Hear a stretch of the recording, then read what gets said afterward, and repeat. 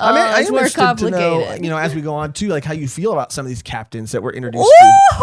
How do I feel? Wow! Oh my How do god! I feel? Woo! They're sick. They're lit. That's all you gotta say. I think you said a lot more with those freaking noises that you just made, dude. Am I gonna get my physical copies of Bleach back, or are they damaged? What did you do? Ew, damn it. It's gonna be like the freaking Dead Sea Scrolls, the Dead Seaman Scrolls when I get those things back. Hello and welcome back to another episode of Volume 1, the anime and manga podcast where we highlight and discuss new series each week. But today, it's finally back, more Dunkai, which means that today, my name is Josh Kenny Michaels. And today, I am joined by... Mehgan Sneaky Link Perrine. Sneaky what? Link. Sneaky Link Perrine. Okay. It's been a minute, but we're back. Yeah, it's been a minute and maybe like a half, but we're back. It's been a minute and a half. We're better than ever. Yes. And we're ready to get sneaky. Get sneaky. Yes, we are finally back, and today we are covering the final part of the sneak entry arc. That is going to be chapters 97 through chapters 117, where we last left off. We were right in the middle of Renji and Ichigo's fight, and it kind of left on a pretty big cliffhanger for being the middle of an arc. And speaking of like where this part of this arc leaves off, it did feel like it was a more fitting end, like one chapter before where it actually ended. Oh yeah, technically, I agree. But before we get into our thoughts on the arc, we have to get to our highlighted comment of the day. And today's comment comes from Lord Duck. And Lord Duck says, "Ah, yes, the sneak entry arc that has absolutely nothing sneaky about it." And what a fitting, what an apt comment, because that is exactly how it feels. There's nothing sneaky going on in this arc at all. The only thing sneaky is like what's happening under the scenes, like the internal conflict, the things that you don't see. That's the only thing, because everyone went in guns blazing, and we didn't really get to see Orihime this arc. We didn't get to see a lot of people this arc, it felt like. Yeah, it was mainly like Chad.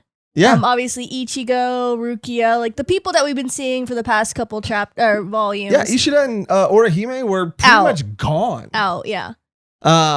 I guess you could say that Renji's intentions have been Renji's been sneaking around with his feelings a little bit. That's true. Yeah, he's lying to himself, yes. I think. And that was an awesome, little throwback too. I knew there was something going on between them.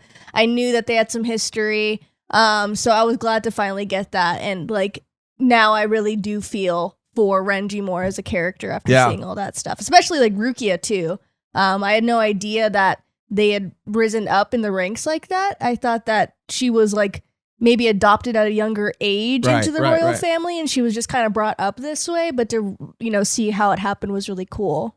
Yeah, I mean for sure. I mean, going back and re-experiencing all of this, I knew that I had an affinity for Renji, but I'm remembering now why I really like his character. I mean, I really empathize with him, especially in his moment of doubt, whether he should have stepped in and, quote unquote, saved her earlier, saved her from maybe becoming a part of this family that ultimately led her kind of, in a roundabout way to the path that she's on now, being, on death row. Yeah, basically. It really like recontextualizes what, her older brother, quote unquote, adopted older brother, like that interaction between Renji and him. What's his name? Oh, yeah. I always Byakuya. Byakuya, he goes like, well, you're not going to just like let her die or whatever. And he goes like, well, I am. I was like, oh, because that's like, I mean, he was more of a brother to her than fool was ever could be.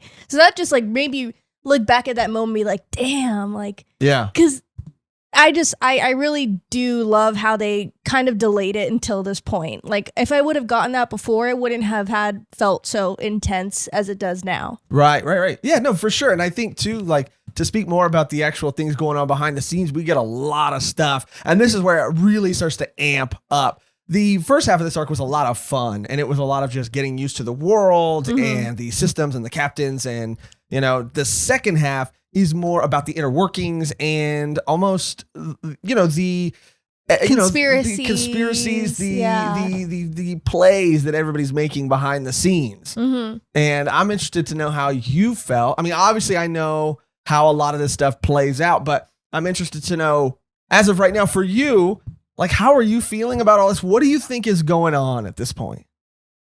I mean, all I know is, I always forget his name, that smug bastard, Ichimaru. Yeah. I just know he's involved somehow, but maybe not to the extent that everyone thinks he is. I think he's being kind of set up, or someone higher above he's answering to, something along those lines. I don't think he's totally evil yet. Right. And as far as the big reveal, you know, I was kind of joking around at the backstory and how, like, forced it was, but I would have never guessed that was the person. I don't know why it was not clicking in my brain. I just never would have guessed that. Elaborate a little bit. What do you mean? You know what I'm talking about. I don't want to give it away until we get there. What do you mean? So Rukia. Oh, okay, Rukia. I thought the biggest reveal. No. But I, you know, again, like, as someone who's a little more aware of the events that unfold, I mean, I don't know who you were talking about. You could have been talking about somebody else. I mean, that was a huge thing too. Yeah, and that's what I meant talking about Ichimaru. Yeah, and related to that. That's the same thing with, like, Ganju. I cannot remember for the life of me if this man dies or not. And where we left off, like, he was sliced and diced. He was freaking put in a freaking, what are those called? The dicers? He was put in a magic bullet, man. He must have been, he was, you know, in prep to be in some guac. He was onion. He was tomato, you know, he was garlic. I mean, Byakuya sliced made a and diced. Freaking dip out of him. Yeah, you know? He did. He really did. And a dent. So I don't know if he's going to survive. I don't know if he's going to die. I don't remember. And that is what is so fun about going back and re-experiencing this series, is because it is, parts of it are experiencing it for the first time. You have moments and you have people and you have characters and you have things that really stand out and always stand out. But going back, and someone else left a comment about it recently too, going back and rereading it, you really do.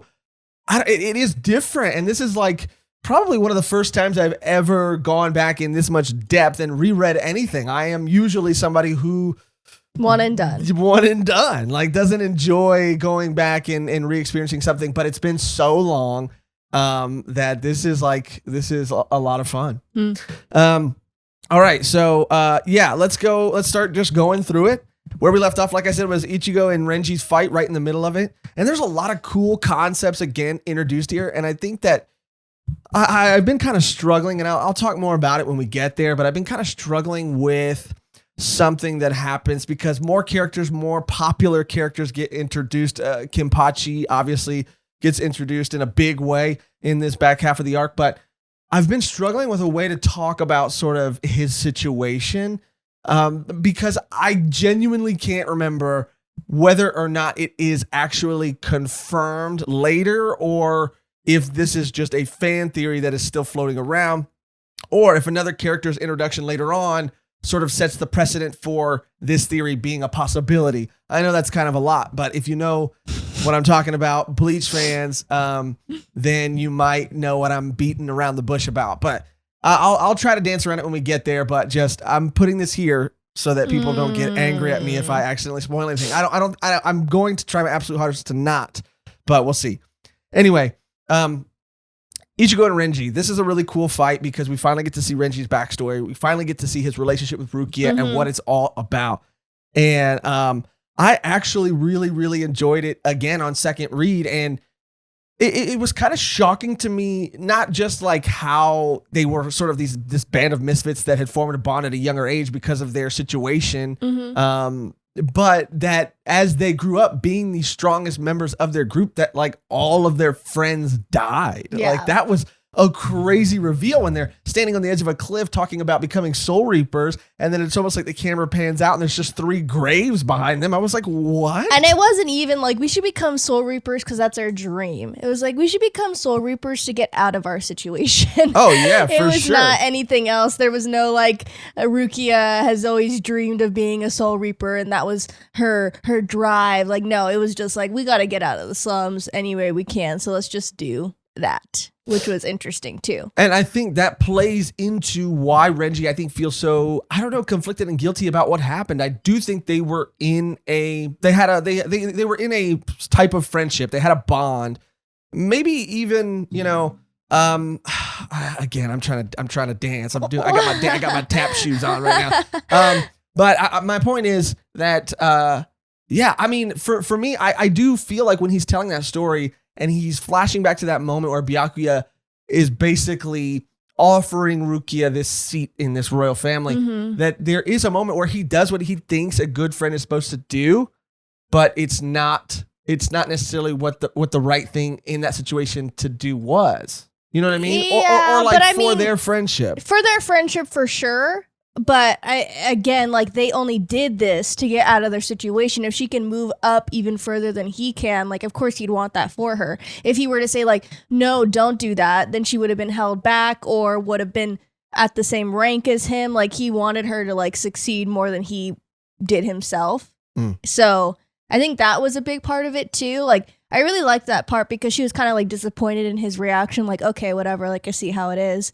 But like you said, like, I don't say anything, like, don't ruin this for her, like, just be happy, act happy. But that's what I mean. I think she maybe in that moment wanted him. I mean, I really am trying to unpack and especially going back, I was trying to really unpack, like, knowing what I know, what Rukia was really feeling. And I do think that she, I don't know, she knew, I think, that by doing this, it was going to drive this like wedge, or it was going to change the dynamic, at least, of their relationship, of their friendship.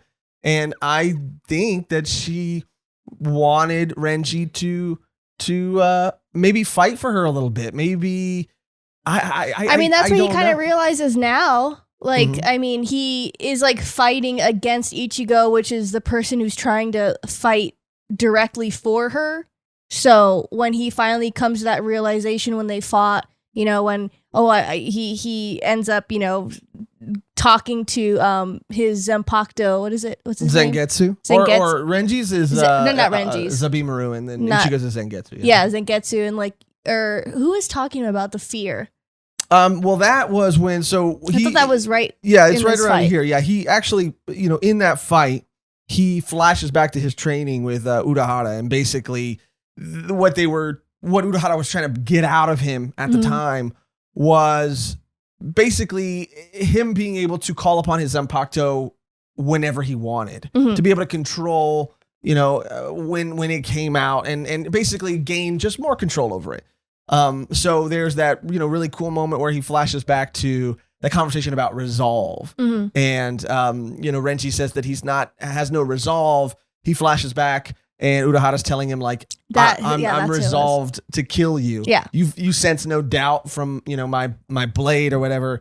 And then that's when like Ichigo, you know, is able to, you find that resolve, and then when it cuts back to the present, he's telling Renji like, now I'm resolved to kill you straight up. And it was that whole moment too, like how he was just saying like nothing happens with fear, like you can't be driven by fear, you like that's just not how it's gonna work, that's just not how you can move forward. That was an amazing line. Yeah, or just a couple of lines. Yeah, like your sword speaks only for fear. So like obviously when Ichigo moved past that, like Renji, I feel, is still kind of in that, because if he really wasn't scared, like he would be defending Rukia with everything he had. Yeah, you're absolutely right, because he does say like, and I loved the way this was written. He said to the fear point, you know, it shouldn't be like the fear of not being able to save Rukia. Like, what if I can't, or what if I can't save her? Or what if I this? What if I that? It's everything's fear, but it should be like, I'm going to save her. I'm going to do these things. Like him. I mean, he literally, like, Ichigo went to a whole fucking other dimension to save Rukia. And, like,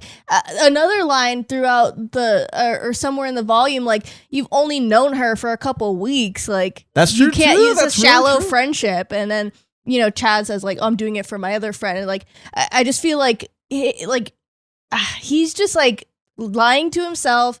The politics of the world kind of like got to him now that he's in like a better place. Obviously, if they were on the street and someone was trying to like battle Rukia or like kill Rukia, like it would be no question. It would be immediately like, I'm going to stomp you goodbye. Yeah. But now that there's higher people involved, he's kind of been clouded by that. And Rukia kind of sees it for what it is too. Yeah, for sure. So it all is just like... Yeah, and they it's so crazy that they did this to get out of the situation, maybe to get more, I don't want to necessarily say freedoms, but I guess with security and comfort comes maybe more freedom. But they here, I think, Renji realizes like, I am the most shackled by this like system and by these people and this place. Like, and that's when he finally, when Ichigo is able to find that resolve. When he cuts that ponytail off. Hey. The ponytail was holding all the doubt in. When he cut the pony. Yeah, Renji just freaking took his freaking hair down, and it was like a Pantene commercial. It really was. And then he goes, save her. Save her. Pantene. Save her. Yeah, I mean, Ichigo was able to strike him down in a very crazy way, and I don't really have a problem with Ichigo. We heard another YouTuber talk about it in a joking, satirical kind of way, but I mean, it is like kind of true that Ichigo does tend to achieve these power-ups like so fast. Yeah. Like insane. Like I wrote down here too, like, isn't this fool like a little too strong? A little too strong. Yeah. Like the fight with him and Kenny, I was like, okay, there's something's gotta. I mean, we have other people going to go get Rukia. Maybe this is where Ichigo falters just a little bit. Yeah. Like, no, immediately no. It's just like, what? Yeah, I mean, I go back and forth all the time with it because I don't, even upon like second read, I do not mind it at all. Yeah, it's just a thing that I'm like, okay. Yeah. Like, it's not like it's ruining the story for me because there are other shonen that do that and I'm like immediately out. Like, it just happens too much where there's nothing else that could save this thing from occurring. So it's fine, but it's just something that as a first time reader, I'm like, I mean, it is like a double-edged, Zanpakuto. It's a double-edged Zanpakuto. Because it's like, I do want to believe that it doesn't take me out of the story. I actually don't mind it at all, but it just with the quickness that it happens, I want to believe that Ichigo's really struggling, but sometimes it just feels like it happens so fast that it ends up kind of seeming like it wasn't that hard for him to do. It doesn't take me out of it at all, but I just noticed that this time around. I was like, damn, like, Ichigo's kind of unstoppable. He's kind of killing it. Yeah. But yeah, he's able to defeat Renji, and, Renji's last request to Ichigo is to save Rukia. And, I mean, that was, I think, a cool moment between the two of them, too. And I knew it would have happened. I mean, they were fighting both on the same side. Like, I didn't know to what extent he had that relationship with her, but they've known each other for, like, years, and they've grown out of their situation, but, like, he wasn't strong enough to do it himself. So Ichigo coming was, like, him kind of realizing, like, okay, well, I need to get my priorities straight because they've been kind of skewed for so long, especially with their relationships, like, up until this point. Yeah. Now it's like, I feel like there'll be like a rekindling with their friendship if they get out. And what a really, like, I think powerful thing to be able to ask somebody, to be able to accept that like weakness within yourself, to look to someone else who's stronger and to just be vulnerable and say like, help my friend at that point. I mean, that's what it felt like at the very end of that. Strong, obviously, like, he defeated him, but strong in, like, willpower and, like, drive. Yeah, Renji didn't have that. Renji was making jokes and cracking jokes, like, oh, Rukia, you're fine. You're gonna get out of here. Rukia's like, okay, dude, whatever. Like, cracking jokes, not taking it seriously, and then kind of, like, realizing the severity of it all, that, like, someone from not in this world had to come and break her out with a group of people. Like they're really stirring the pot in Soul Society right now. Like, they are killing it. So it does seem though, and I do want to pay attention to this more so as these chapters go on, but it does seem convenient that a lot of these things happening in the shadows are happening right now. Like it does seem convenient that their arrival sort of starts to initiate this sort of shadow play. Well, I mean, it's a great opportunity because they all think that they're involved with the unfortunate accident that happens. They all think that it's their fault. They did it, but it's more complicated. Things are getting complicated. Yeah, that was somebody's direct line. Twice, 3 times. Complicated. I mean, I'm interested to know, as we go on too, like how you feel about some of these captains that were introduced. How do I feel? Wow! Oh my God! How do I feel? Woo! All I gotta say is they're sick. They're lit. That's all you gotta say. I think you said a lot more with those freaking noises that you just made, dude. Am I gonna get my physical copies of Bleach back, or are they damaged? What did you do? Ew, damaged. It's like it's gonna be like a freaking tome. The pages are gonna be crinkled by the time I get it back. It's gonna be like the freaking Dead Sea Scrolls, the Dead Seaman Scrolls when I get those things back. No, but they're cool. We'll go into more. We'll get into it. I really did just really like feel for Renji in this moment, like a lot. Again, like having to ask like Ichigo for that. I mean, it really must have been. It was clearly very hard for him to do. Yeah, I mean, he had to get beaten before he asked. Like, exactly. Then, after that fight is resolved, Ichigo, Ganju, Hanataro, they go back down to the sewers, and we find out that their company, Hanataro's company is, they use their spirit energy for healing. I love him, by the way. Oh yeah, he's funny. Such a cute character. I just hope nothing bad happens to him ever. There was that funny this half of this arc too. Like it was amazing and it was great. It was a lot less funny. Like the first half of the arc was like very funny. Mm-hmm. This didn't have as many moments for comedy, which is fine. But there was one joke with that character, Hanataro, that was so funny, and it was that like that medicine ball. Oh thing. Yeah, it's like, what is it? The nutritional fortification, medicine or ball. Something. Yeah, the ball. And like later on, I think like 2 chapters later, there's a little note that says like, it's just made of flour. Like it was a prank to him. And it's so funny. Even when he takes it, he's like, look, this is a thing that we made. And it like energizes you, and he takes one and they're like, you look worse. Yeah. But he's also like, I look great. He's I feel awesome. Let's go. Yeah, it's like a placebo, dude. Yeah. But it was so funny. He's awesome. He's really, really such a cute character that I thought that was just kind of like there to like, I don't know, move them along and not really have that much of like an impact. But I was like, oh no, towards the end, he really like stepped his shit up. Like he really went above and beyond for Rukia. Like, I don't know what Rukia, she's putting out there, but she's got a spell. She got some spell going on because she got like she's turning these men crazy. She's out here. She got some pheromone spray. She's like she might not have her Zanpakutos or her spirit energy anymore, but she doesn't need it, dude. She can just freaking puppeteer these men's hearts. It's true. Got these men feeling all kinds of things out here in Soul Society. Okay, but.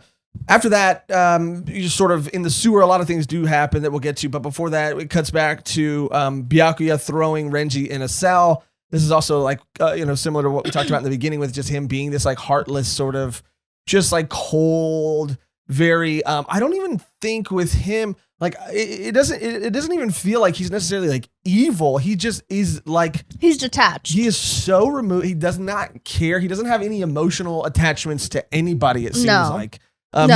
He respects, I think, or what feels like power and just this system. And as long as he has his place and plays his role within that system, like, I mean, everything else does not matter. Yeah.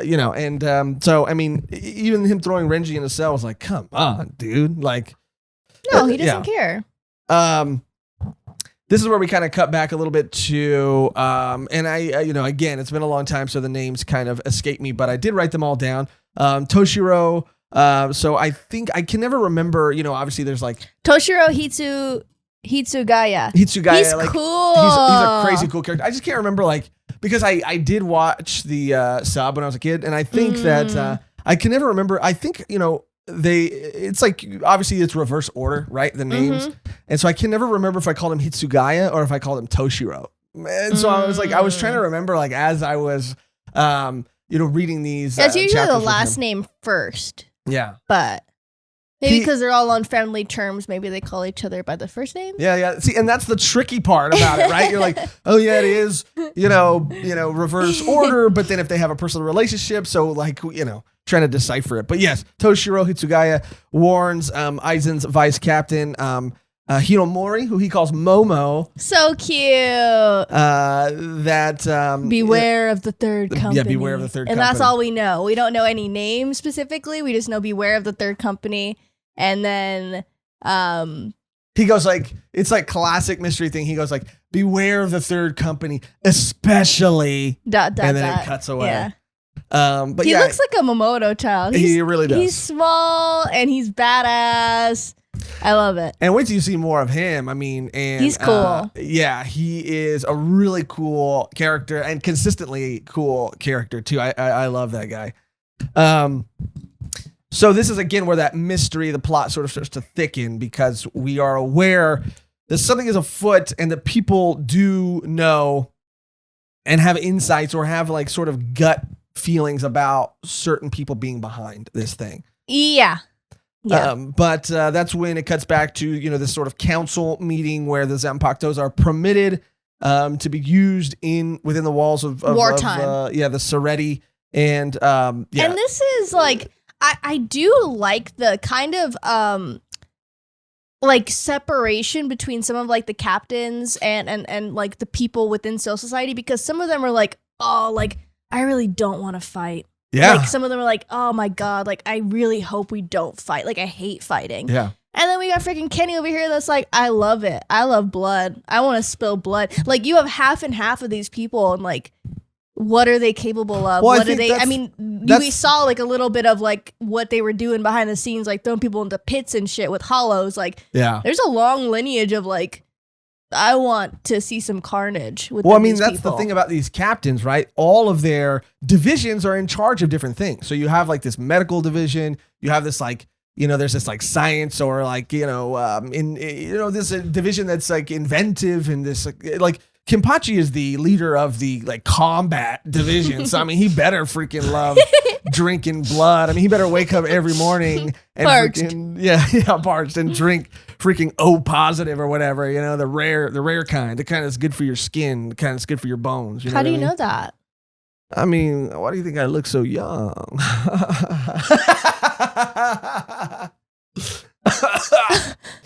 I need blood.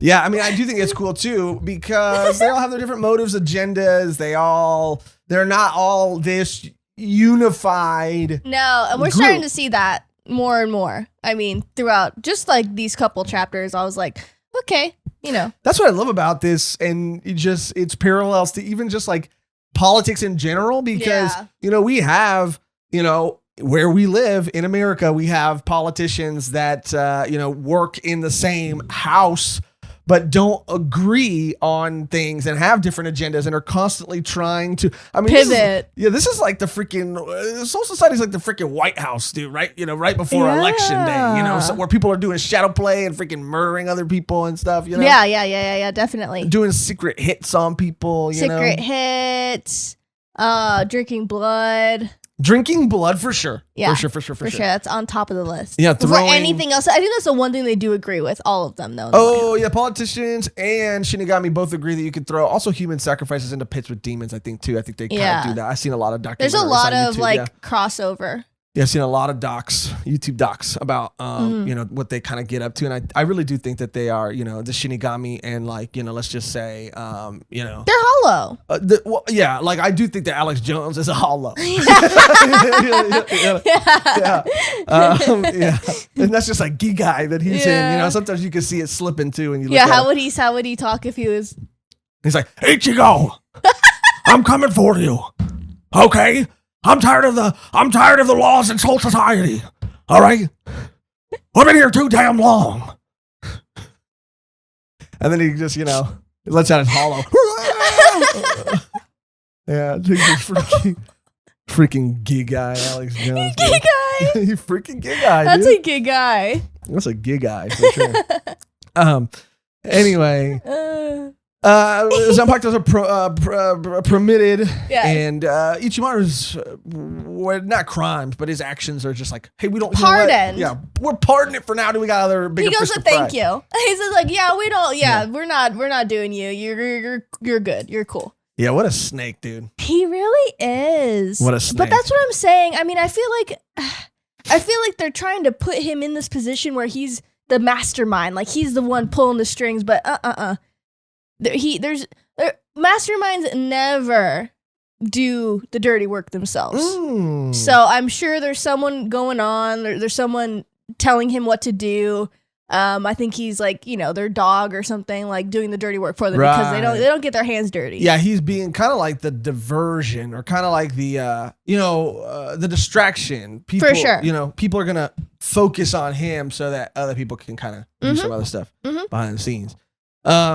This is where it cuts back to Ganju and everybody in the sewers, Ichigo, Hanataro in the sewers, and that's when Ganju notices. He's like, "Oh man, like you would have probably died from Renji's attack the first time, but this mask that you have in your robes pocket, in your pocket." He's like, "I didn't even know it was in there." I was like, "How light is that thing?" Yeah, well, I mean, it's hollow. Kind of interesting. Oh, it is hollow. It is kind of interesting because even here you get the sense that this is something that we saw it when he was training. Weird. Yeah, we saw it when he was training and then we thought it was like destroyed. Now it's here again and it's less destroyed or destroyed. It's like an Annabelle. Way.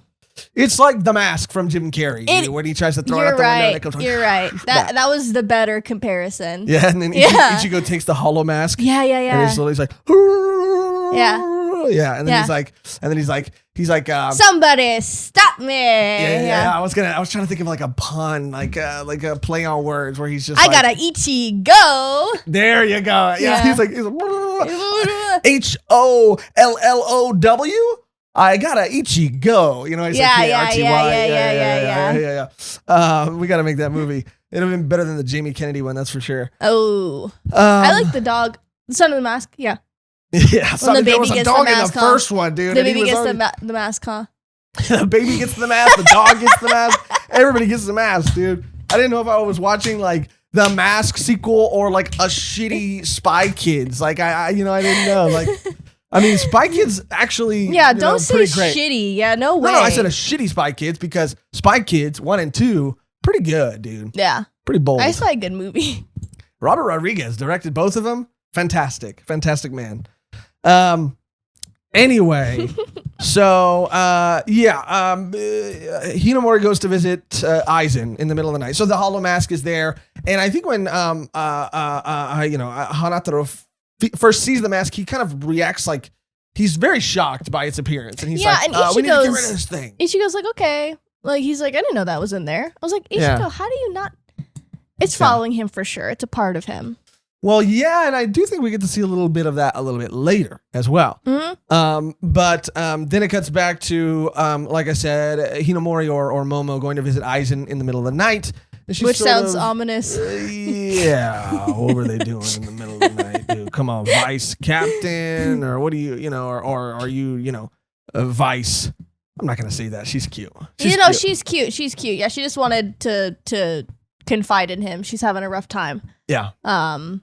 She's having a rough time and a lot stressed out. She's stressed. She's stressed. Yeah. She's stressed, and she goes to talk to him, and he's a really good, nice guy that just it does help her feel better. But he also, and we don't find this out till later, but he also knows something's going on too.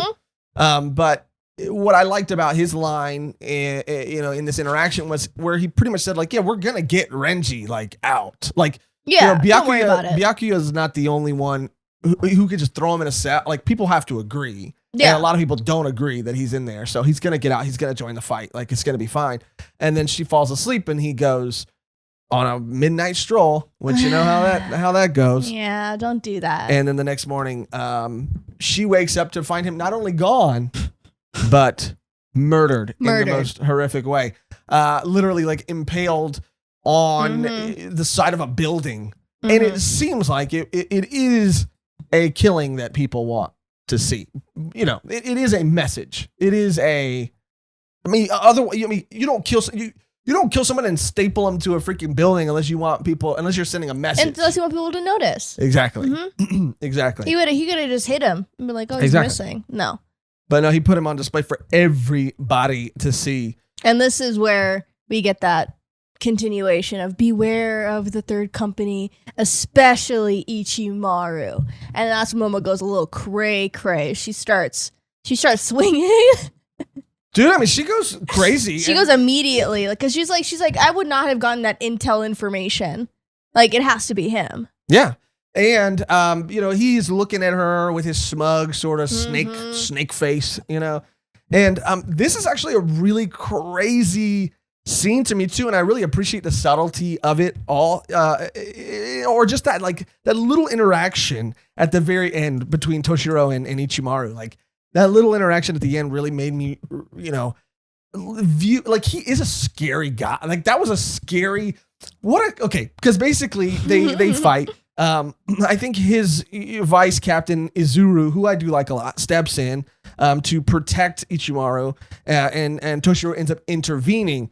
But there's this moment where he turns to and Ichimaru the whole time is just sitting there like all smug. Yeah. And he turns to him and Toshiro turns to him and says like, you just tried to freaking kill her right now. Like, you almost killed her. And there's just a panel like close up of his hand. His hand's not doing anything. It's just there. But it is just like, what a truly horrifying thing. Like, I don't know. That's when people are just playing that always gets me. When people are like playing cool and everybody thinks everything's all fine and then it just cuts and someone's like holding a knife behind their, back or something like that. It's just like that just them being that unaware of how much danger they're in at that moment, or like how high the stakes really are. They don't know. I don't know. That just is freaky to me. And he was pretty confident if he's just like, yeah, I was about to just like take her out right now in some sort of way that made it look like it wasn't me in front of all these other people.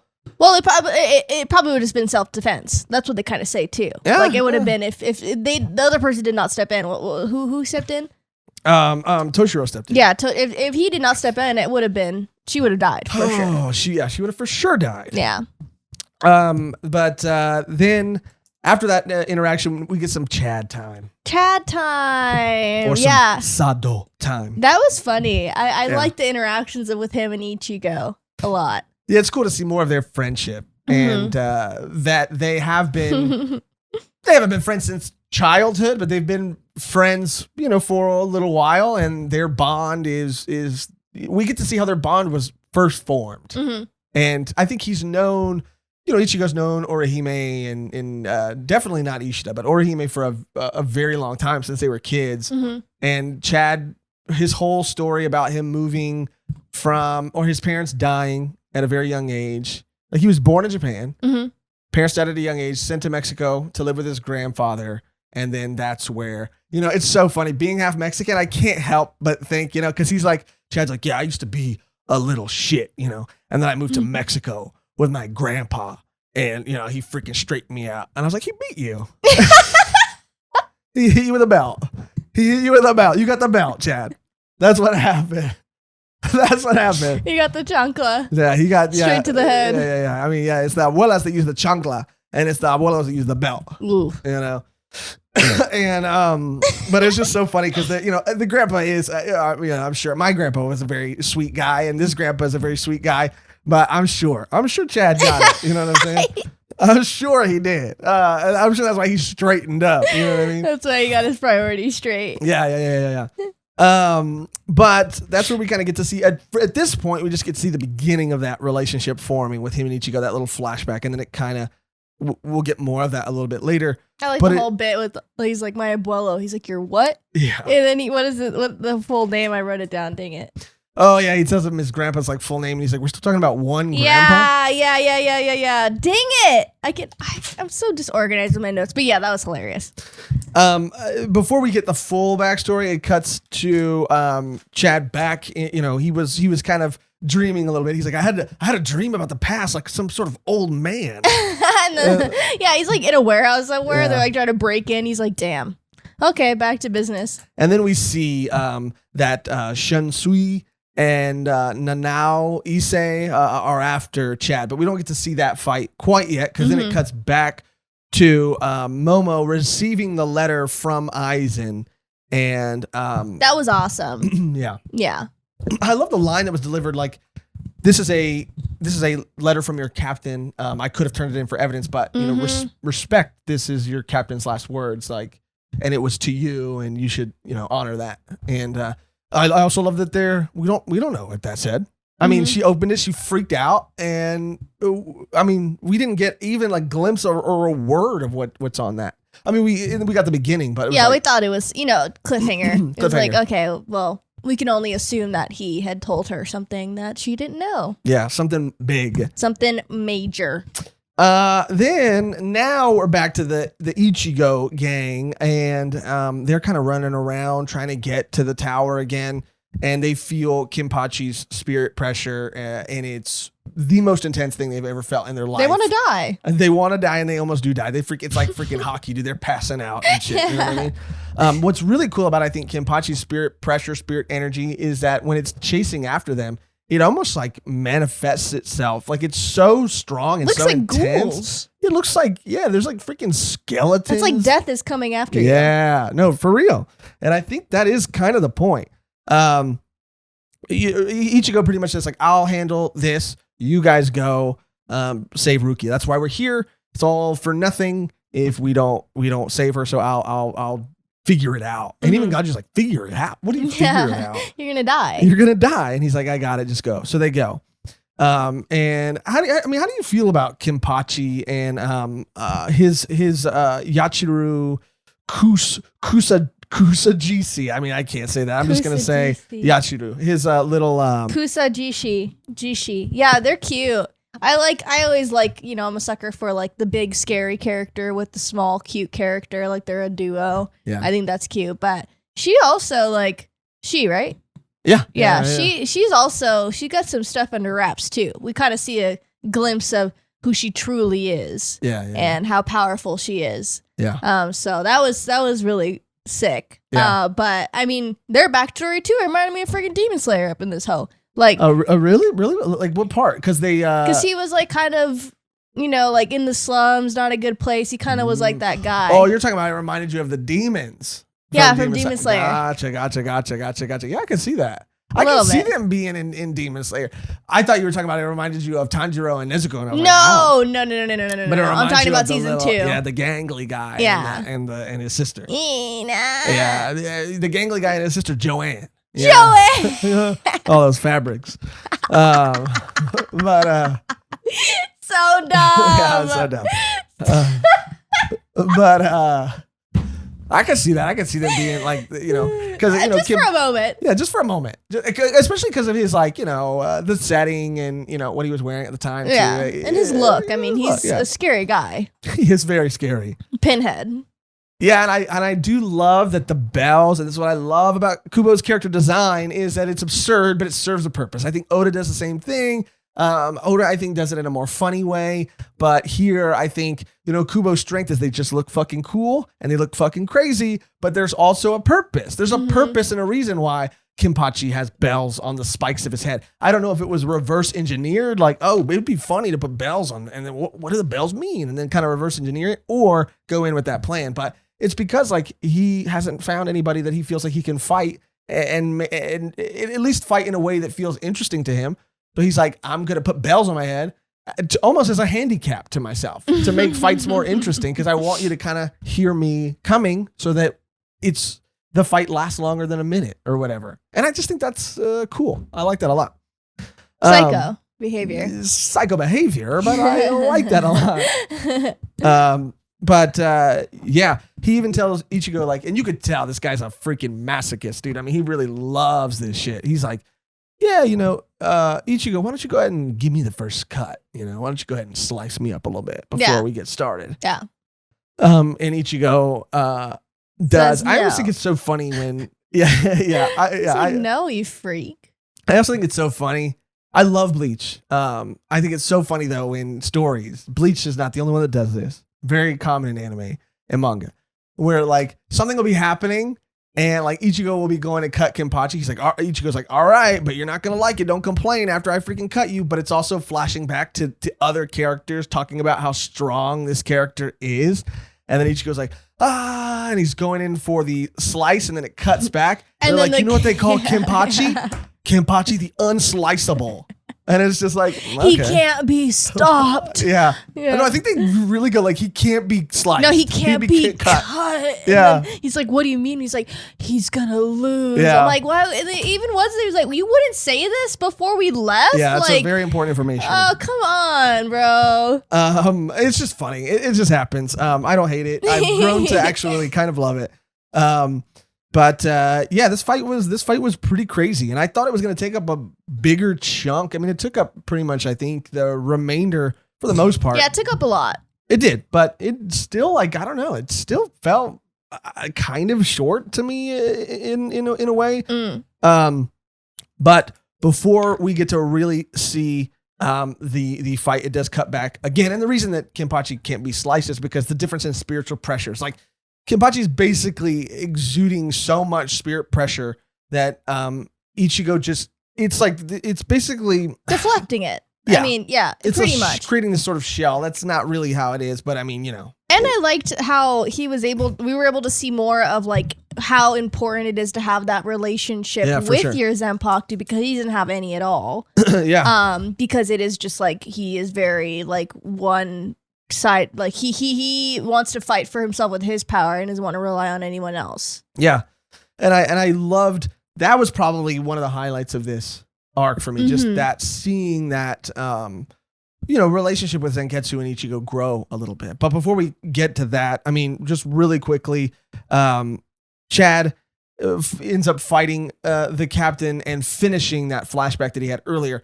And really all it was is that he had that coin that was very valuable to him. And I just thought it was funny too that these because they're fighting now like these like basically like otherworldly beings.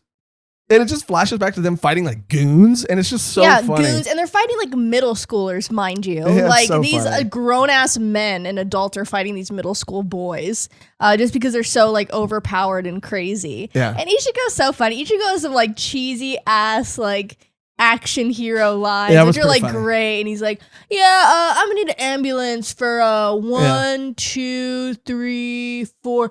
5 guys. Throws the phone, starts beating the shit out of him. Classic. That was definitely some classic, 80s, 90s action movie Totally. stuff. But I mean, as a kid, I remember being you were like, Ichigo's like, this has never been done before. This has never been done before. Yeah, I mean, the I guess the point of that flashback is to realize that even though Chad isn't using his fists for himself anymore or to hurt people that hurt him, Ichigo is defending sort of Chad's honor and protecting the things that Chad cares about for him, and Chad is vice versa. So they're fighting for each other and to protect what matters and means the most to each other. And that's a really cool thing for them to share. And that's why they're constantly sort of connected. And Ichigo in the back of his head has kind of been keeping track of Chad's spirit energy. Like even when Ganju asks him about it earlier in earlier chapters, he says like, aren't you worried about Chad and the other guys? And he's like, no, I can feel Chad's spirit pressure and I can't imagine Chad losing, which is crazy to say in Soul Society. That was a cool line. Yeah. He's like, yeah, I should be fine. And honestly, I can't even imagine Chad losing a fight. I was like, I mean, that is a very cool thing to say, but I mean, where are you? I mean, Where are you? Where are you? You're in Soul Society. Yeah. Dude. You're in Whole Society. You're in Whole Society. We said we wouldn't say it, but we have to. I have to do it. I'm sorry. No, I mean, compared to the last episode, I mean, 1 is fine. Speaking of Whole Society, Shunsu. Excuse you? Excuse you? I think out of all the captains, this is my favorite one This so is far. the most that was so crazy. This is your favorite one. Speaking of holes, you want to talk about this particular captain. Go off. It was a cool fight. Yeah, because you know what? And I want you to lean into it, man, because you know, on the internet, you got all these freaking guys drooling over all these freaking girls, Oh, Marin. Oh, I want to see her in her freaking cosplay. I want to see her in her freaking bikini. I want to see her freaking rub on Gojo's dick. Okay. Oh my god. Okay. Oh my god. But we need to see a queen. Go okay, off. I said. I mean, I just like his energy. That's not all. He just has zaddy energy. That's not all. That's it. I mean, he's a very handsome, chill guy. Like he's cool. Yeah, I mean he's cool. I mean he does. Like he does kind of the first time you see him too, he kind of does look like a man that you walk into. You kind of walk into a room and he just got done like fucking your mom or something. The way he's kind of laying there. But he's nice. You know what I'm saying? But he's nice. He's really cool. He's like, hey, nice to meet you. I'm like, I just fucked your mom. Yeah, I'm your mom's friend. Oh my god. Like he does. That's the kind of energy he gives me, but in a nice way. Like he's not a jerk about it. He's like, what's your name? Like, as much as you can't not be a jerk about. Oh, yeah, he has no personal attachment to me. He can fuck my mom if he wants. And he has an interesting relationship with his like vice captain. Yeah, vice captain. Like he always like compliments her and she's like an ice queen, Yeah, I do like that too. He's like telling her to do things. Or I like too, she's kind of like a little bit of a tsundere character too with the cherry blossoms. That's so funny. She's so fun. Yeah, just like the fact that he wants petals thrown in his entrance. Like, okay, it's enough. It's enough with the petals. Too much. And she's like begrudgingly doing it. Yeah. It's funny. His antics. But they have this like back and forth, and their fight was kind of. Again, it was cool, but their fight compared to especially the Kenpachi fight, not a lot of stuff really happened. I mean, Chad's just over and over and over and over with his same move, which he is told is the type of move that he can push himself farther to achieve, but will ultimately end up draining his life force. And he's basically told just to give up, stop fighting, let's just chill, let's just drink, Yeah. What's your mom's situation like? Yeah, what's your mom's situation like, Chad? Oh, yikes. What's Ichigo's mom's? Maybe Tia's, maybe. Tia's. What's your Tia situation like, Chad? Yeah. Let's sit down and talk. But it ends in basically Chad not stopping and him getting sliced across the stomach to the point where he is on the brink of death. So much so that Ichigo even feels it and feels like his spirit energy is almost snuffed out. Yeah. But then is able to see it or feel it lingering. And the captain says like, yeah, I'm not going to kill him. He's pretty much almost dead. And I'm not going to kill him. We don't know if he's the one that killed Aizen. But if he is, even more of a reason to kind of leave him a little alive so he can pay for the crimes he committed. He's a smart guy. He's chill. Mm-hmm. He's understanding about the situation. He doesn't jump to conclusions. He's trying to see both sides, which I can appreciate. Mm-hmm. Mm-hmm. I mean, I really do like him. And there's another character that I really, really like that just kind of wakes up at the end a lot too. Yeah. So I was in hibernation. Sorry, what did I miss? Yeah. Like, okay, dude. So yeah, I mean, this is when it cuts back to the fight, right? And Ichigo finally gets a cut in. What ends up kind of happening at the very end of Chad's sort of interaction is those captains find out about Aizen's death. Everybody is starting to trickle through Soul Society, the news. Mm-hmm. But it cuts back, and that's when we find out more about Kenpachi not having a Zanpakuto. But Ichigo considering this a moment of weakness for him, like, oh, this is as strong as you're going to get then. You don't have like a power up. Mm-hmm. And he's like, you dumb son of a bitch. You don't think I got a power up? Yeah, you don't think I got a power up, you dumb son of a bitch. That's honestly canon Kenny voice, yeah. My name's Kenny, you son of a bitch. Zalkare Kenpachi, and I'll slice you up. Listen to these bells, bitch. Yeah. Jingle all the way, bitch. That's like Freddy Krueger. That's like Freddy Krueger. Yeah, he would be Freddy Krueger, dude. Knock, knock, I see you. And he takes his eye patch off.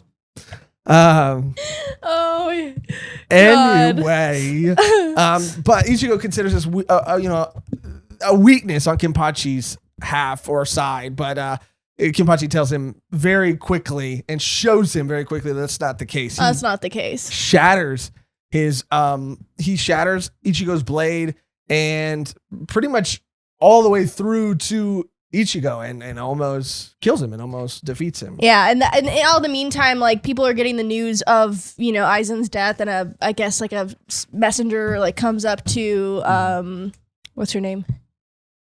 Who, the little one? Mm-hmm. Oh yeah. I wrote it down too because I forget. Yachiru. Yeah, Yachiru's like, I just need to interrupt you really quick, and she's like, leave me alone. Like super short, like not nice. And she's like, don't interrupt me when Kenny's fighting. It's like this like dragon or like tiger. I forget what it was. And it was like that energy. And he's like, oh, sorry. And she was about to kill him. Yeah, I do, again, want to try to talk about that a little bit later. Because, again, it's just a really interesting... She is a very interesting character. Yeah.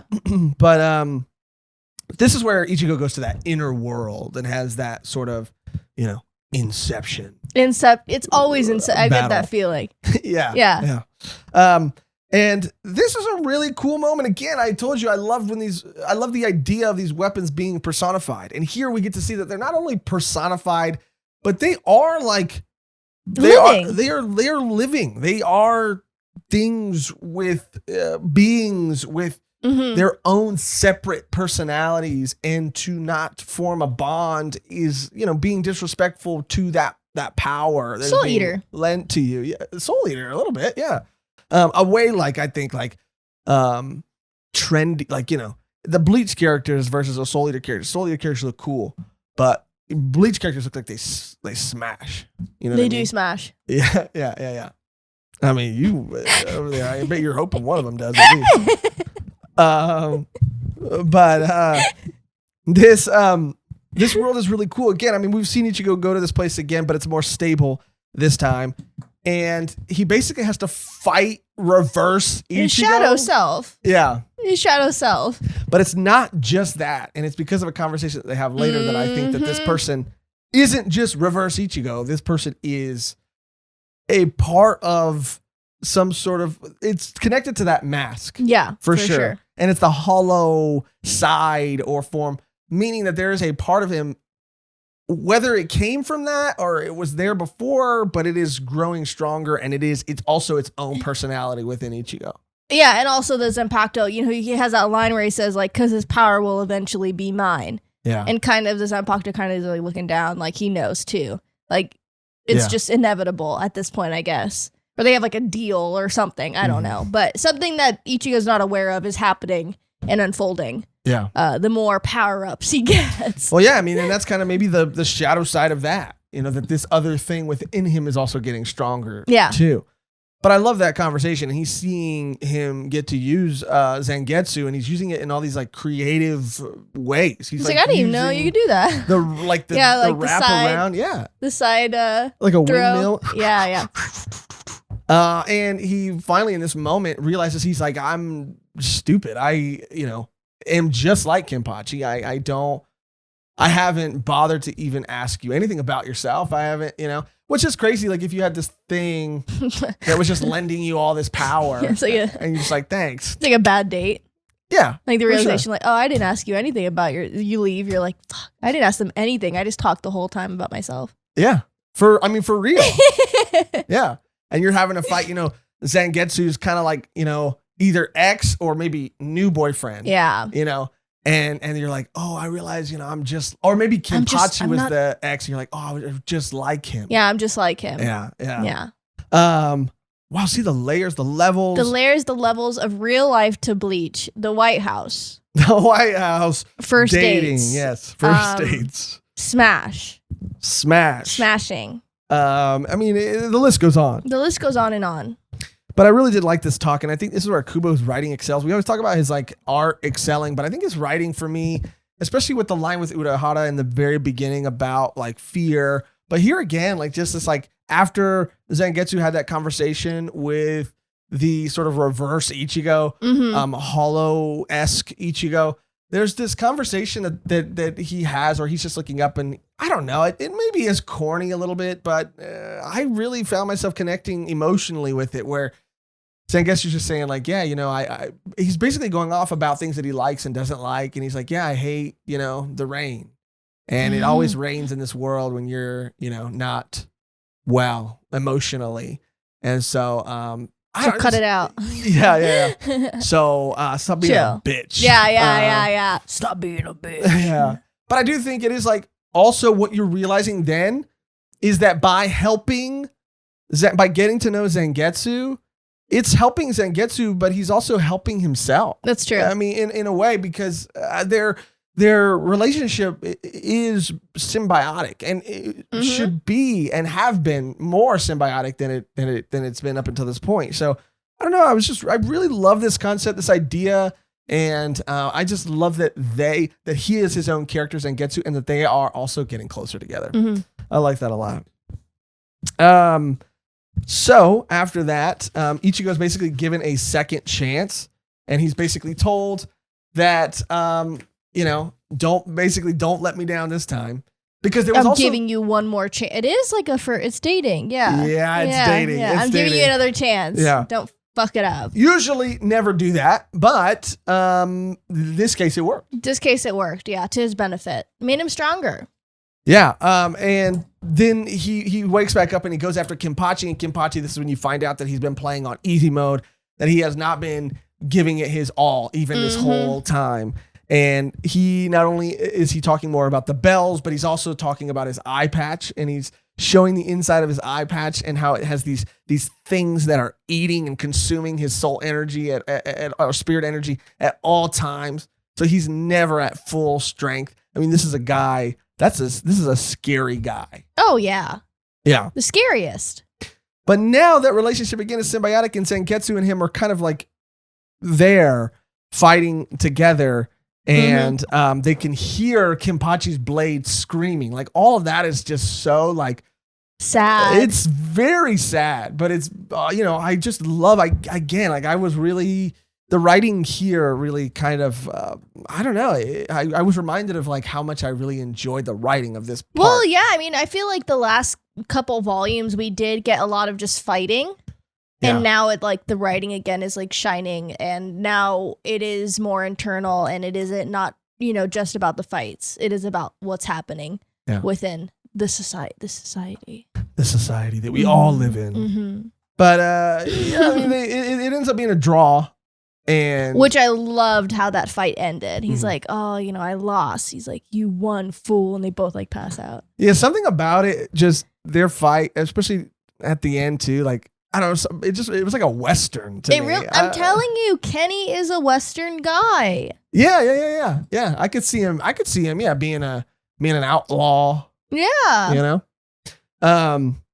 But yeah, he's like, yeah, you won, you fool, and he falls to the ground. And then he has his own flashback where he, you know, thinks about the time that he met. You know, I have the name circled here, Yachiru. Where he, you know, met her, and he was just this also scrawny, definitely not as muscular as he is now, scrawny, just disheveled, sort of jaded man leaning against a tree, and she as a baby kind of crawled up to him, and he basically realizes that he wants to become more powerful, and to become more powerful, it might mean having to get to know his Zanpakuto, getting to wanting to form that symbiotic relationship.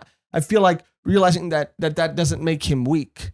That it makes him weak. The stubbornness is what makes him weak. So he, you know, in these last kind of moments, he has this this line where he basically asks the name of his Zanpakuto, and we don't get to hear anything, but he hears something, and he kind of smiles as before he passes out, and he's like, "That's what I thought," or something like that. Like, that's what I thought. Right now, what I thought was I didn't think that we couldn't hear. I just thought I didn't answer. Okay, well, I mean, that's probably maybe actually what happened. But I mean, because then he was like, "Yeah, I kind of figured that. Like, it just didn't answer. It didn't like activate. Like, he kind of lost that opportunity." Oh, see, you know what? You're actually probably right, and I just read into it, but I might have read into it again because of and yeah, let us know in the comments down below too. I'm going to try to dance around it as much as possible. And I don't even know if I'm spoiling anything because this is like a potential theory. God. But there are, I think, theories. I don't know if it's been confirmed or not. I cannot remember. But I know for sure that I watched a theory video a while ago. And that basically there's a theory that, what's her name? Yachiru is Kenpachi's Zanpakuto. And that basically because he has refused to talk to it, it basically manifested itself in this way. So he would have to, basically. And there's more that goes into that because of things that are revealed later with other characters and when other characters are introduced. I'm probably going to get shit for, even saying that this is a potential theory or whatever from people in the comments, but whatever. I just, and that's why I was paying very close attention this time around to even her when that guy comes to deliver that message about Aizen's murder, just seeing that from her and like her power and just seeing how like she just crawled up to him one day. Yeah. So there's a theory that when you deny, like your Zanpakuto needs that sort of relationship to be formed. And because he refused it so much that it just became like it manifested itself as a child so that Kenny would have to acknowledge it and have to talk to it. But it's deeper than that. I could have butchered that theory. Could have maybe spoiled something. But I don't think I did. I think, But I'm sure the comments will let me know. I know if there's one thing I don't doubt, it's that. Yeah. Anyway, that's what I really liked about this. I liked, Kenpachi's flashback, and I liked this whole fight, and I liked this whole like inner world conflict and Zangetsu and Ichigo's relationship and bond becoming stronger. Loved it. This was like the highlight of this arc for me. But this is where Yoruichi comes back, which we haven't seen him in a long time, to save Ichigo.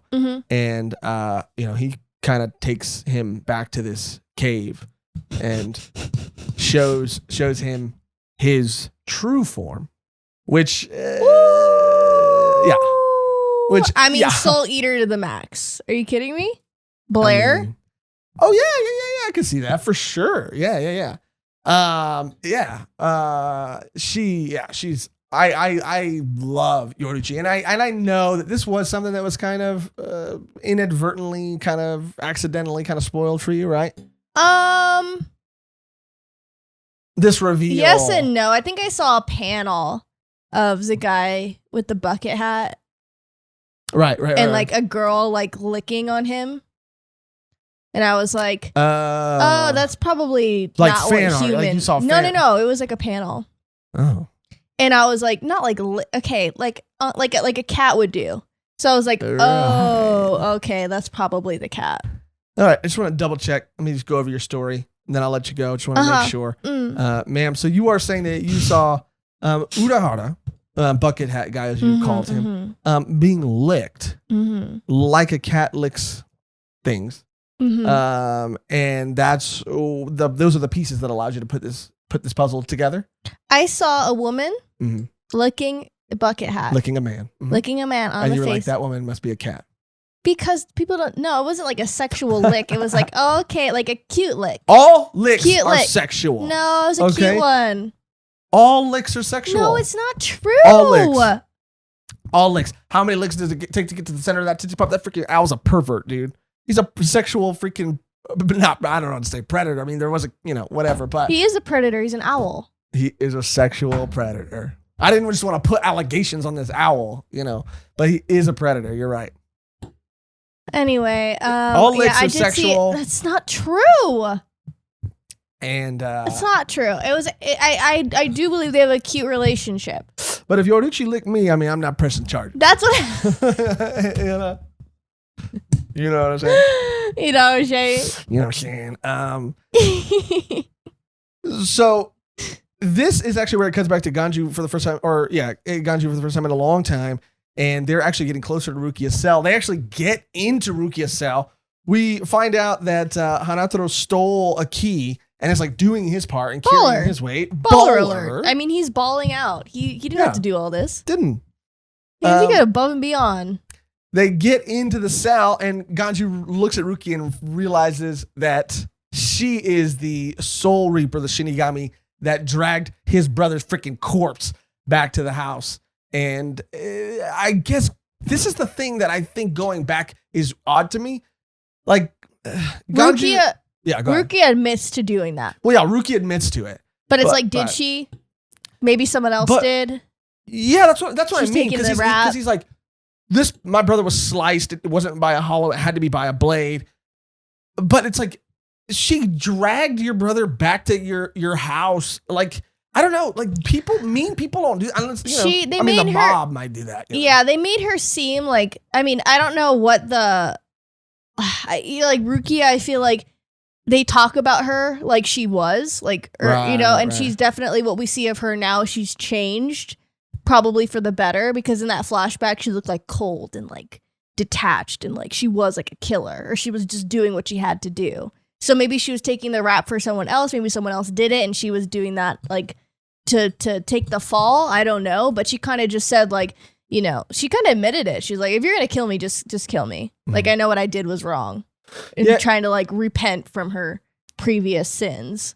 And she might have just been doing some like family business. That's what I'm saying. Like, Soul Society it's fucked. I mean, there's a lot of things going on under the scenes, and that was just like a casualty that happened, or he knew something, or something's more than what it seems, for sure. What I really they wouldn't have just killed him. I mean, what I really like about this moment though is that in every other story, I feel like this would have been a huge moment, and this is where everything would have fallen apart.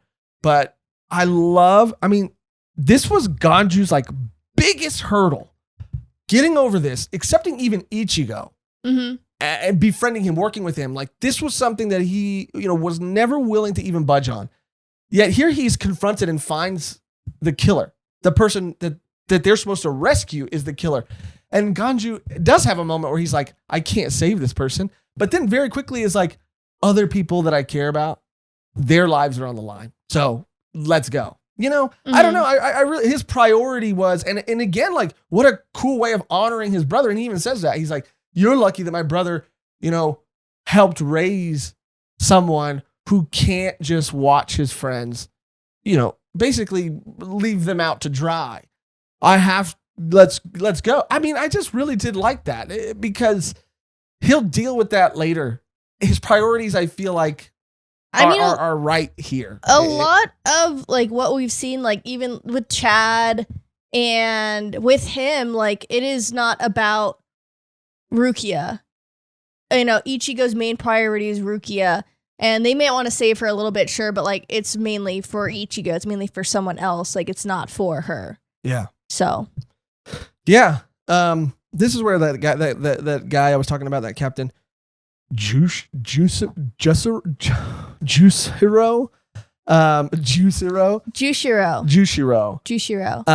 Ukitake. Yeah, wakes up and I like this guy a lot. Like if we're talking about character design, I like this guy, his look. This guy, see, while the other captain, I might find in my mother's bedroom, this one I'd find like in your main bedroom. In my bedroom. He'd be like the principal. Of a school, but he's like the good, or a teacher that cares about his students, Okay. I don't know. I just like giving them little human sonas, you know? But this then is where Byakuya shows up and Ganju, like I said, decides that he's going to step up and hold him off until other people get there. Which is pretty much death. Yeah, which basically means, death. It cuts back to Yoruichi and Ichigo again in that cave. She's already revealed her identity, but she also finds the hollow mask again. And is like, I'm going to take it away. Because he says like, I threw that mask in the river. And she's like, what? Yeah, I'm going to need this. I'm going to need to confiscate this. Yeah, you're done. You're done. And he also is like, who are you? And how did you get me here as a cat? And she talked about her human form, and she talked about this thing that she uses to fly, basically. And this was, to me, the most shocking. Going back this early in Bleach, going back and seeing something that was so Burn the Witch to me. Like this thing that they are using just feels so Burn the Witch to me. That the seeds of this, like, that, because when Burn the Witch came out, like, one of the big twists was that it takes place in the same universe. But it is just, and should have been, I guess, so much more obvious, because things like this, I forget that things like this exist in Bleach sometimes. And I just remember seeing that and just kind of being like taken aback a little bit. Taking it back. Taking the front. But that's where like Ichigo flies away and lands. But before the beautiful reunion that we get, Ganju gets sliced and diced. He gets put in a freaking magic bullet. And I don't know if this man, I genuinely forgot if this man lives or dies. I genuinely forgot. And if he dies, it'll be truly sad to me. I really do like him as a character a lot. Yeah. A lot. And then Ichigo and Rukia are reunited for the first time. Did you think it happened that fast? That not fast. I mean, I know this is we're in the hundreds of chapters, but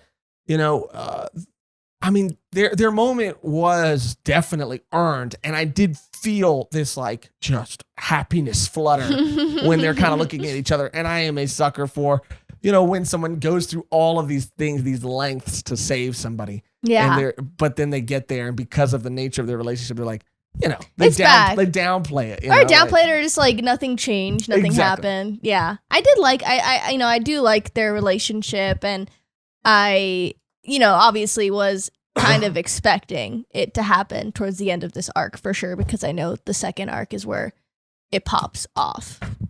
Yeah, the rescue arc. And I like that Rukia doubles down too, and she's like, I told you not to. She wasn't like, I love that about Rukia too in her character. She's not like, Ichigo, thank you. Like, she's like, I told you not to come. Like, you're an idiot. What are you doing? I love that. Also, Byakuya and that Jushiro guy, look at Ichigo and they see him as somebody else for a second. They, and they even question, like, is this the same guy? Byakuya insists, like, no, this is a completely different person. But and that's interesting too, because when Ganju first was fighting Byakuya, Byakuya wasn't taking him seriously until he said that he was like a Shiba, or I think is the name of their like clan or something along those lines. And he's like, oh, I'm sorry for, basically not taking you seriously, although he still doesn't have to fight with his full power. But that's what ends up leading to that move that seems like it, is fatal to Ganju. Yeah. But I do think, and again, like, I just don't remember, like, it's been so long, but I do think, or at least have a feeling, or feel like the story wants me to think that this, because I feel like Rukia had some sort of relationship with this person too, because she brought him back to the house when she killed him. This person, I think this is Ganju's brother, is this like mysterious figure that is similar to Ichigo in a lot of ways, or that looks like Ichigo. So much so that some people are confusing. They do mention that. Yeah. And it, they do mention that even before, like, just because it looks like him. So. Yeah. And so I wonder, because I kind of vaguely remember, but it's again been a long time. This is where the Byakuya versus Ichigo fight really starts to kick off and starts to happen. And, he's overcome a lot here. He's overcome, Kenpachi. He's overcome Renji. He's overcome a lot of people. What Byakuya does, again, seem to be on a completely different level. Mm-hmm. And this time around is very different because they've met in the real world before. Mm-hmm. Obviously, Renji has said that when they meet in the real world, their powers aren't, as strong as they are when they're in Soul Society. But Ichigo, even in Soul Society, is very strong. Keeping up. Yeah. For sure. I would say, I wouldn't say keeping up. I mean, he is at that level. I mean, I think it might have been in the Kenpachi fight, or it might have been here where, I think it might have been in the Kenpachi fight where someone says like, oh, we're equally matched. Like, just that Ichigo has just grown so strong, so fast. Again, I just don't remember feeling like it happened so fast, but it really does. And it is a different experience reading it again for a second time. And I, do have to say that I still equally enjoy it. But there's a moment or a strike that Byakuya is about to deliver to Ichigo that everybody's kind of freaked out about, including Rukia. But Yoruichi steps in and uses like a freaking like bandages to wrap the blade. And the crazy thing is that everybody there recognizes her, even the Shinigami, the captains. And I mean, that's where we leave off, right? That's where the sneak entry arc ends. And then it goes into the rescue arc. Yeah, I would say where it left off, I would say is pretty good. I think you said like a chapter before would have been fine. But again, it's like we would have left on another cliffhanger kind of similar. Someone's like kind of dying, but it is like this person who we just found out has another form. Other people know about her. So it is like an interesting, like, I wonder why she's so, well known. I mean, it does seem to be the case with a lot of these characters. And I don't hate that. It's just a different experience reading it again at an older age. Also after and since consuming so many other things. Yeah. But it is a device that I feel Kubo uses a lot in this, where, Urahara and now Yoruichi, like there's all these, a lot of people are introduced as either people with more going on, but a lot more going on. Yeah, for sure. However, again, like he does a lot of things that just because he does them well work, and I am not bothered by them. I am genuinely, still intrigued and want to know more about these characters and want to find out their past and want to know how they work within Soul Society, or how they used to work in Soul Society. For me though, again, this was equally enjoyable, but a different kind of enjoyable. I'm able to now, I feel like, appreciate things about it a lot more. And the manga moves, man, to me. The manga moves, and I'm really excited to get to the rescue part of this arc. But Mehgan, first time reader, what's your experience? I want to know how you felt. I really like the reveals and stuff. I do enjoy, characters being introduced that you don't necessarily get the full picture until much later, which I kind of got with Renji, and also with Kenny, like really cool kind of explanation of why he kind of is the way he is. And obviously Rukia's reveal. There are a lot of like questions that I'm sure will be answered, maybe not in the next arc, but maybe the following or down the line. But there are a lot of seeds that are planted that I'm seeing that are getting like pretty good payoff so far. So I'm very excited to see like what the inner workings of Soul Society, like who's pulling the strings, who's doing all these things, like who actually killed, I always forget his name.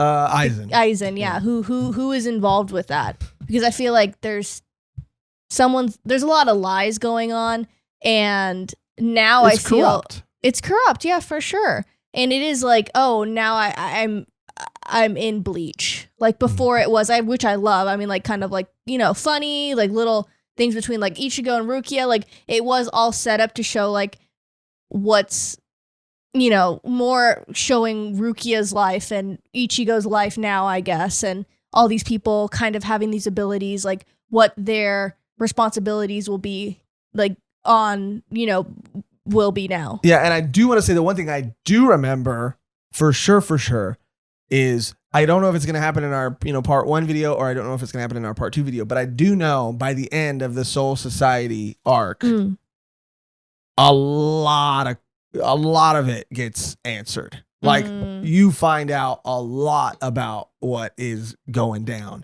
which is why I'm really excited to get there, because I'm excited again to experience that revelation for the first time again.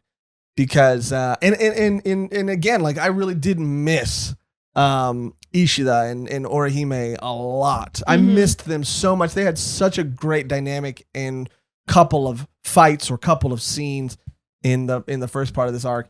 And this, I really felt a hole. I felt a hole where they should have been. I mean, I just miss them. I love them as characters. I love seeing them together, separate. I just love seeing them. And I that was one thing that I also was more conscious about this time around, was like, oh, these characters are completely not here. Yeah. But I had a great time, and I mean, other than kind of coming to terms with the whole power of Ichigo thing, I'm good. Yeah. Yeah. Yeah, I mean that's it really, again, to really reiterate it and to just kind of like put a bow on it, is I don't mind it at all. I just didn't notice at the time how much. Because also, I mean, again, I watched it, when I was a kid. I didn't start reading it until I had kind of caught up. So watching it, the pacing was extremely different. And that's the thing about, I think, Bleach, is that I can't necessarily say at this point, in my personal opinion, that the anime holds up, but the manga sure as fuck holds up. And it moves, and it's quick, and things happen fast. I just, again, not a problem.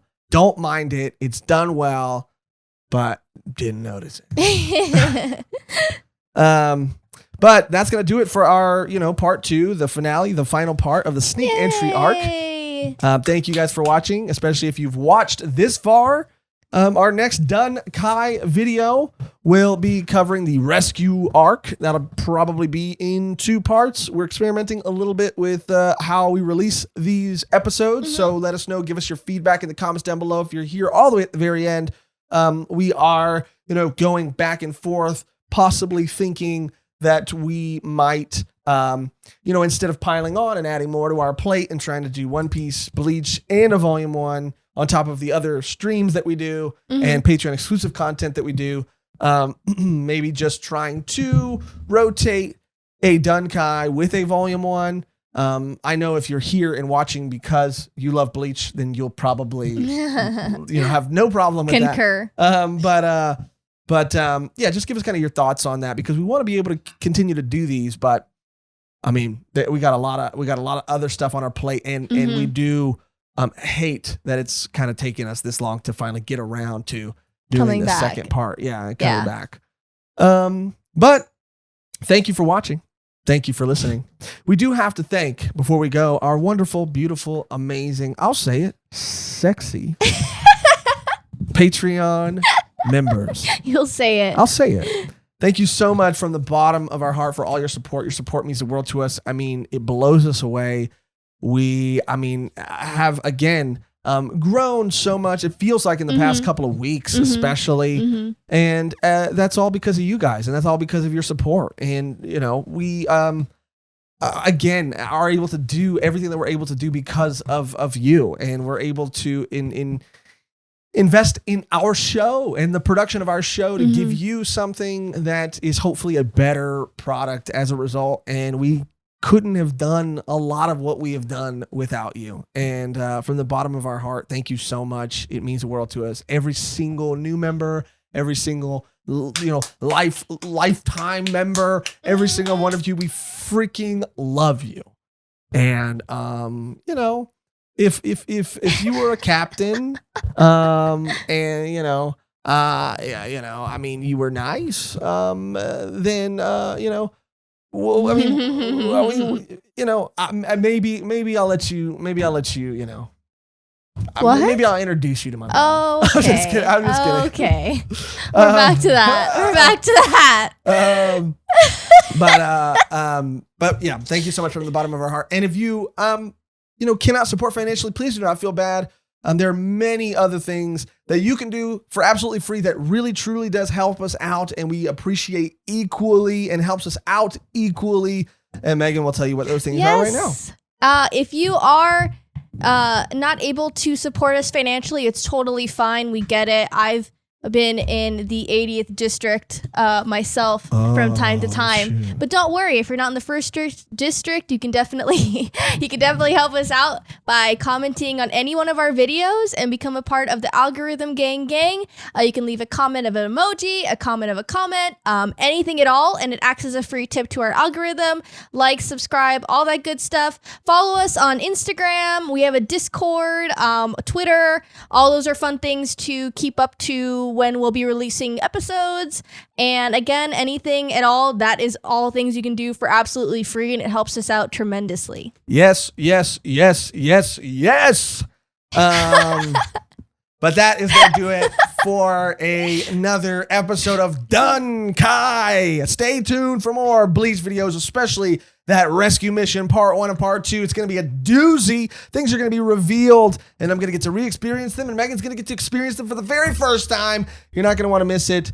But that is it. The only thing. Oh, and by the way, I forgot to say this, I think the last episode too. If you would like to become a Patreon member, by the way, or like to become a YouTube member, support patreon.com/volume1pod, or click join on this video to become a member. Early access to our exclusive bonus Patreon podcast, Volume 1 extra, all the good stuff. Anyway, that's it. Thank you for watching. Thank you for listening. The only thing we got to do now is get out of here, and our outro that's always the same and never changes, which today, Mehgan, is instead of Ganju, how about Ganju? Because that fool's probably gone. You know, that fool's gone. Okay. Let's see.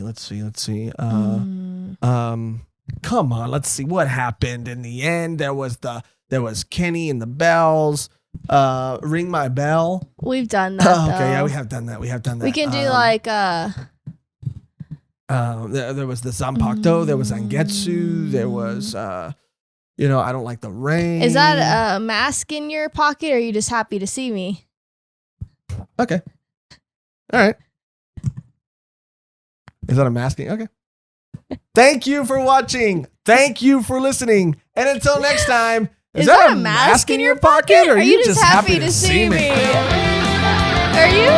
It's a mask. Oh, it's a mask. It's a mask that I wear. Oh! Yeah. That's gross. It's like a cup, but it's more It's really tiny, form-fitted. huh?